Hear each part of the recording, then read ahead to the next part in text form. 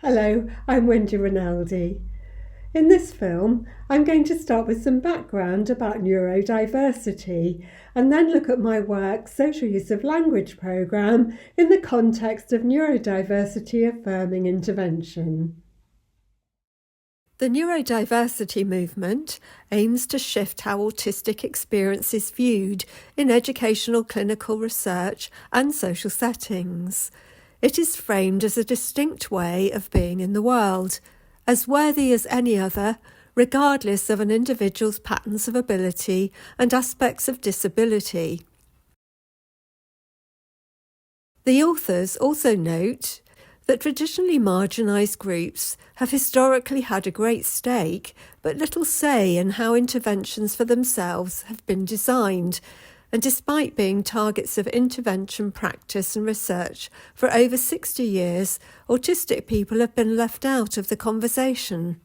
They highlight a pressing need for a neurodiversity affirming intervention framework that enables consideration of which outcomes really matter and which procedures, such as inclusion of students with autism of all ages, can uplift neurodiverse perspectives in intervention. They suggest that neurodiversity affirming interventions reframe the goals of interventions to focus on supporting strengths and allow them to be more evident in the face of the challenges that autistic students face, rather than explicitly focusing on the challenges, and to not prioritise normative social behaviour. This approach has implications for autism-focused interventions which aim to reduce or eliminate symptoms which are incompatible with a neurodiversity perspective. Instead, neurodiversity-affirming interventions should focus on facilitating interdependence, collaborating and engaging with people who have a range of strengths and challenges to achieve social common goals, where there is informed choice in the intervention process, including the intervention's target. For me, the key is shared understanding, and this is central to all of my work, including the Social Use of Language programme, especially when it's delivered to groups, as recommended. And together with the shared understanding, there can be shared strengths and shared challenges, because we all face challenges as we experience the social ups and downs throughout our lives in a less than perfect world. SULP is neurodiversity affirming in a number of ways. Firstly, because at its heart, it's about preparing and equipping students to make informed choices that work for them, both in the future and considering their current needs. The approach SULP uses very much endorses interdependence and collaboration of students with a range of strengths, and it's why I've always advocated inclusive approaches with student groups who can learn from each other with the support of staff. I've also used this approach with families. As we'll see in a moment, it focuses on outcomes that are important for well-being and matter a great deal to our students. I find there are some areas where children with autism have much insight and can give others a helping hand, just as they need a helping hand with other areas. I find this is more to do with their experiences than their autism, and their perspectives too, which vary from individual to individual. That's what I find so exciting when I use the programme with students. It provides a common focus for shared understanding and different perspectives, the collaboration in engaging with others who have a range of strengths and challenges to achieve social common goals, highlighted in the paper by Lerner, Gerber and Gassner. SULP's initial focus on understanding and metacognition enables all students to see how a variety of skills can help them, and when it comes to practice, they can choose the ones they want to try or not try, what feels best for them. I explain this to the students using the analogy of trying on clothes. It's about something that feels comfortable for them, finding a good fit. And it's the shared understanding of this that's so important.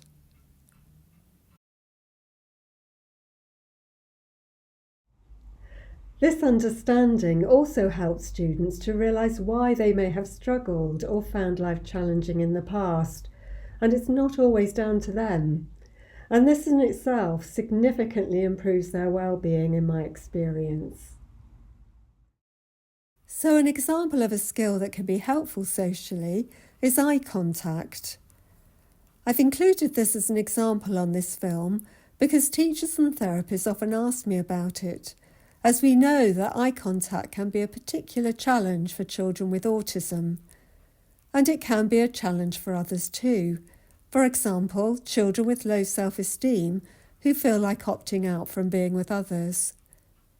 Other children, with or without special needs, who are comfortable with eye contact, may not realise how they can use it socially and how helpful it can be.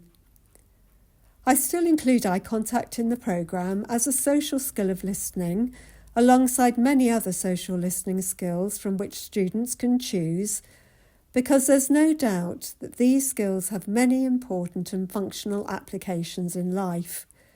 For example, it's easier to engage with someone who shows they are listening to you, and this can involve eye contact, even if only for the odd moment. And that's important for relationships, including boy-girl relationships that can be very important to all young people, including those with autism. These skills can also be very important at times when students may be vulnerable. I'll come back to this later. So people can be listening, but if they don't show it, they can seem not to be. So that's where the social listening kicks in. For example, with what you say next.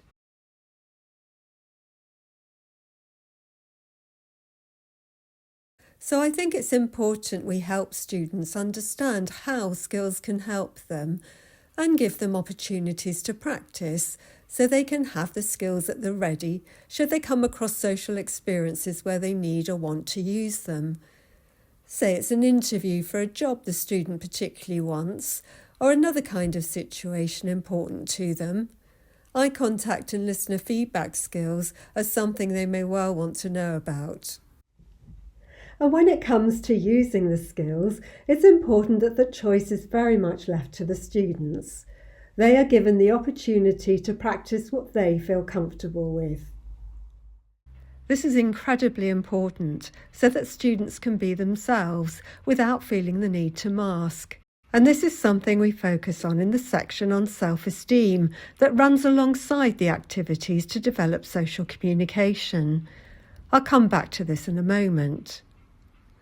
So it is about making choices at the end of the day, and the choices we make can vary according to how we are feeling, who we're with and how we feel about them, or maybe the occasion. It's the same for all of us, and when I work with students, my aim is to give them knowledge and understanding so that they get to expand their range of choices while keeping in their comfort zone. Social listening, including eye contact, is just one of the many areas covered by SULP. Some sections specifically focus on acceptance and celebrating difference, such as sections on self-esteem, where I think acceptance is key. I've worked with many students over the years, and my experience has taught me that acceptance is key to both self-esteem and well-being. Acceptance helps you to feel calm, at peace with yourself, and gives you a strong grounding to look at making changes where you feel you need to or want to. In SULP, this is achieved by many different activities around the themes on the slide. Activities include stories, picture plays, games, posters and takeaways. Another section of SULP, called It's OK to Disagree, encourages students to value different perspectives as interesting and insightful. And there's a section called OK or Not, which helps students to tune into the reactions of others to decide for themselves if what they're doing is OK or not.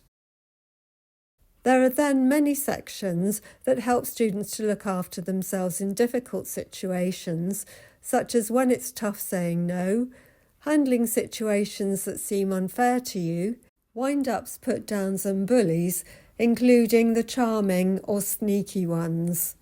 Sometimes bullying can be quite subtle, and youngsters may not realise they're being bullied, although they do experience the effects and end up feeling very unhappy without knowing why. And there is a section that helps students stand up for themselves effectively in situations where they may be vulnerable.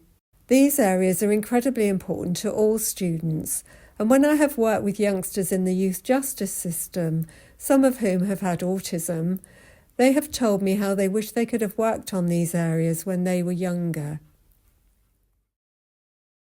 The choice of what interventions to target is an interesting one.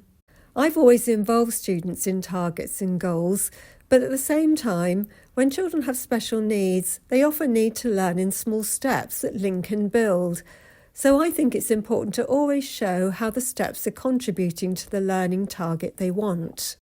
The metacognitive approach enables this with features such as the big picture, that's the chosen intervention target visualised in a way the students can understand, and making links explicit in comprehension activities so that the students are clear how what they are learning contributes to their desired goals.